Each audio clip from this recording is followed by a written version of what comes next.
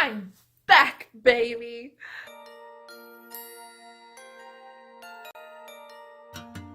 I'm back, baby!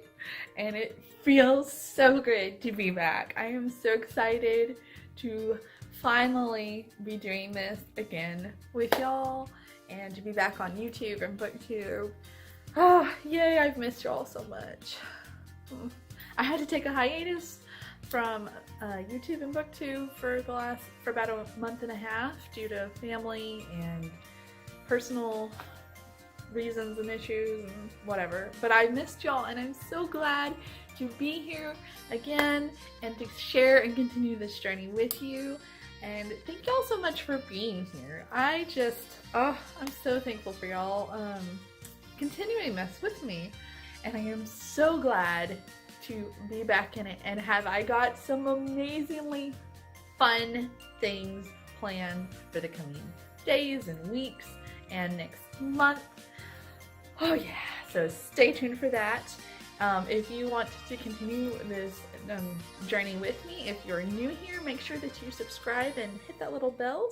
And to kind of kick off my return, I decided that I was going to let you pick my next book. So I decided to do the page 112 tag.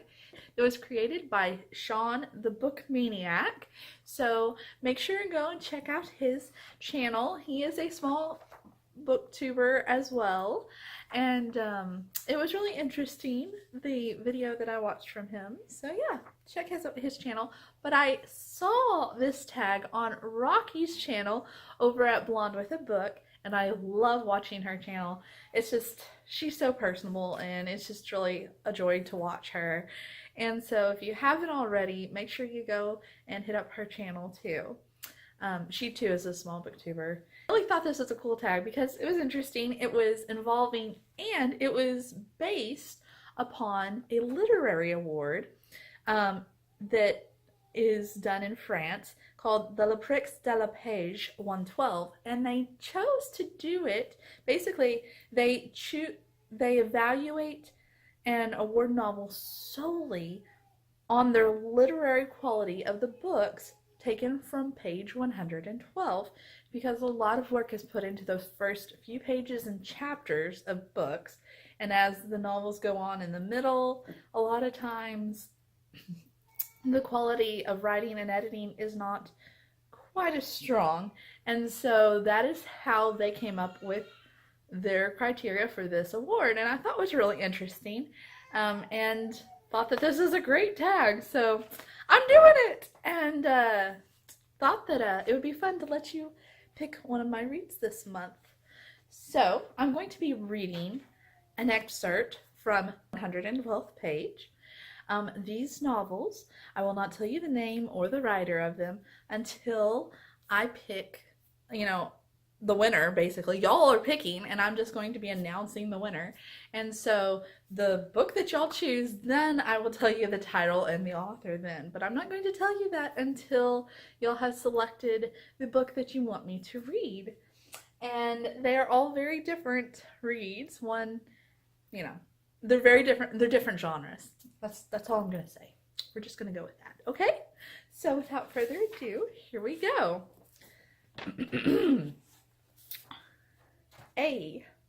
Our first book. The first thing I feel when I see Amy running up the steps to the building on the second level, her red hair swishing behind her, is relief. She's alive. She's awake. And she's fine. And she's alive. The second thing I feel is fear. The look on her face tells me that something is very, very wrong. What is it, I ask.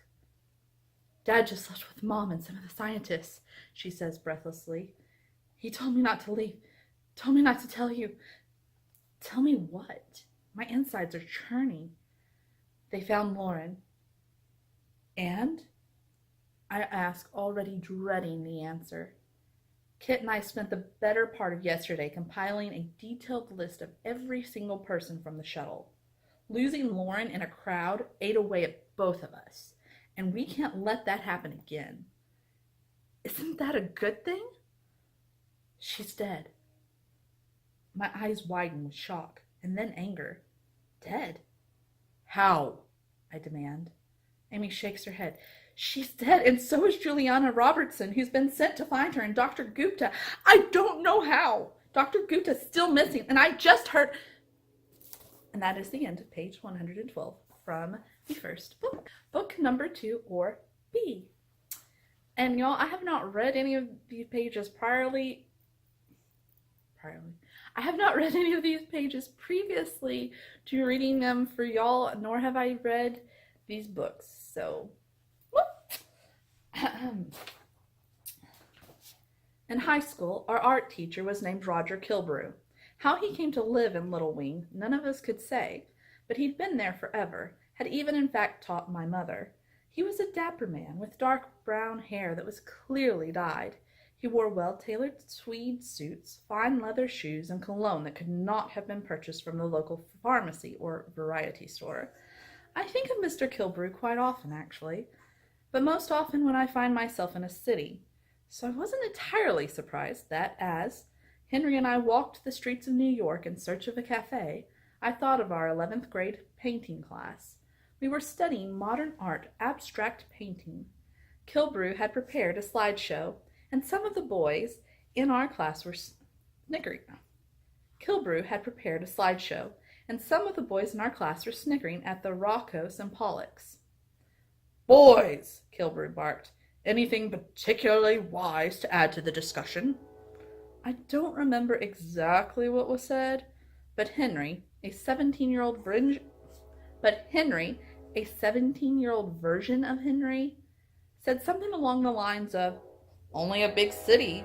Would anyone be dumb enough to spend a lot of money on junk like that?" Other boys in class were whispering, as they always did, about Kilbrew's wardrobe, his gesticulations, the way his wrists worked, his high-toned voice. Well, I had that wrong. His cologne, his sleepy eye, his loud, small-town bachelor status.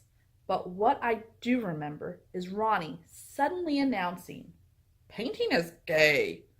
The classroom exploded in laughter. Boys high-fiving Ronnie as if he just scored the winning touchdown and spiked the football defiantly. So that is page 112 from the second book.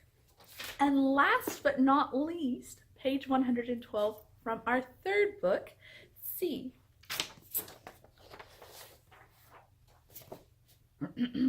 Our third book.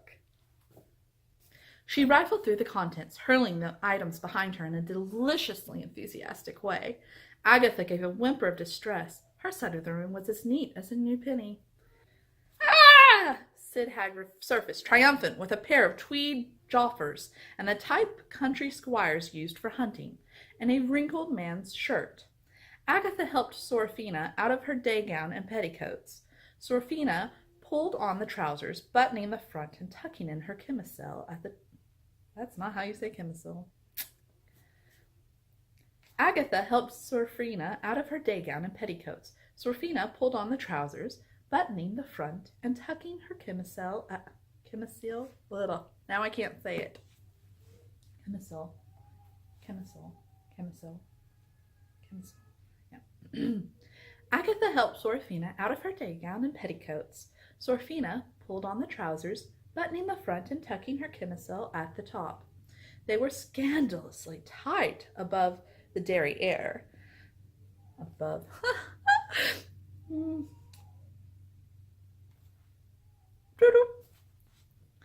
She rifled through the contents, hurling the items behind her in a deliciously enthusiastic way. Agatha gave a whimper of distress. Her side of the room was neat as a new penny. "Ah!" sighed Hagrid, surfaced, triumphant, with a pair of tweed jodhoffers of the type country squires used for hunting, and a wrinkled man's shirt. Agatha helped Sorfina out of her day gown and petticoats. Sorfina pulled on the trousers, buttoning the front and tucking in her chemisel at the top. They were scandalously tight about the derriere. She put on the shirt, pushing up the sleeves.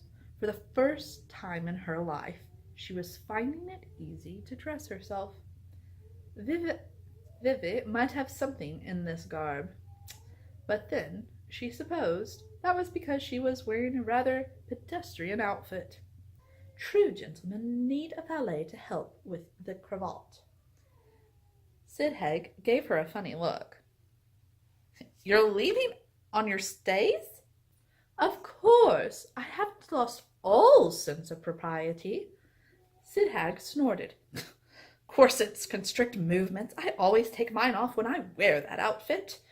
Sorfina gasped. Bear? We've been over this before. Raised by werewolves, remember? What do you think they do before they change shape? Agatha gasped, then whispered softly, You've seen men with no clothing? Sorfina tried to stop herself from blushing, remembering her illicit observation of swimming cities. Sidhag did not look ashamed. Of course, silly! And that's the end of page 112 from the third book. That was different. So those are the three options that you have to choose from, and I will announce which one of the three books that you chose for me to read this month in the next 48 hours, here or on Twitter, maybe both. So make sure that you leave a comment down below telling me which book you want me to read. A, B, or C. 1, 2, 3. Easy as that. So I also wanted to make sure to give a huge thank you to my newest subscribers. And so I'm going to do a shout out right now to those of you who have subscribed to me since beginning of January.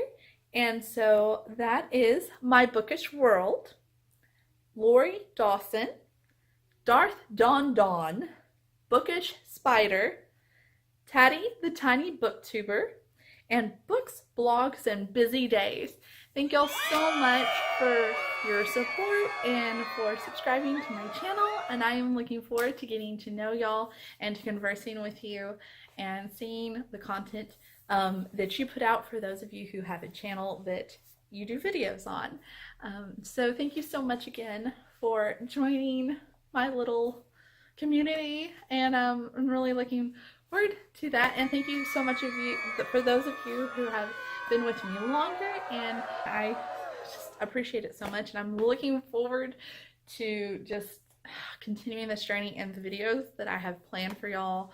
And the things I'm going to share with you soon. And it's just, I'm just so excited. Hi, Future Serenity. I forgot to tag the people I wanted to do the 112 page tag challenge earlier. So here they are now. I am tagging Rebecca from Hummingbird Books, Bella from The Bookish Badger, Jess from Me to You Services, and Ashley Stormo.